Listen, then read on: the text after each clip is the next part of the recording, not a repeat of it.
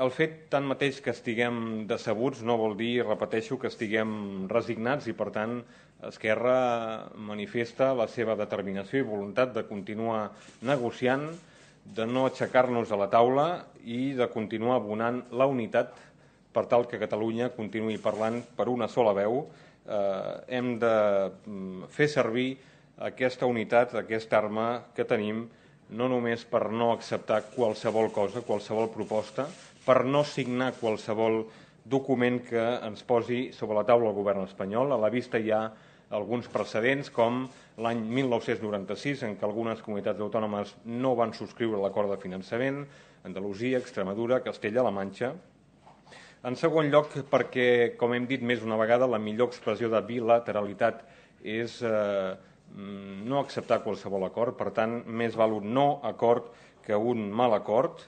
I, en tercer lloc, perquè seria letal per als interessos catalans que aquesta determinació, aquesta fermesa, aquesta unitat d'acció dels partits catalans fos finalment vista a Madrid per part del govern espanyol com un signe de debilitat, com una simple maniobra tàctica, com una simple maniobra efímera cridada al fracàs.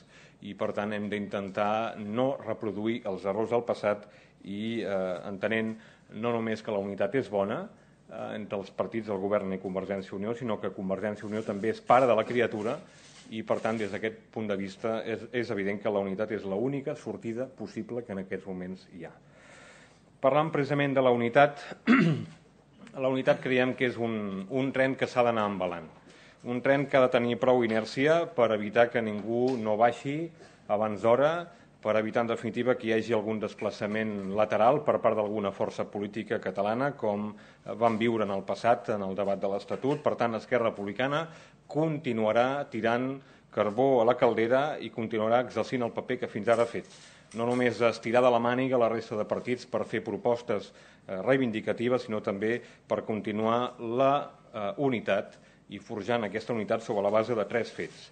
El primer, una proposta única, que espero que vegi la llum d'aquí pocs dies per part del govern català i de Convergència i Unió. La segona és utilitzar els pressupostos de l'Estat com a autèntica palanca per negociar en millors condicions i, en tercer lloc, coordinar al màxim la unitat d'acció també dels partits catalans a Madrid, al Congrés i al Senat.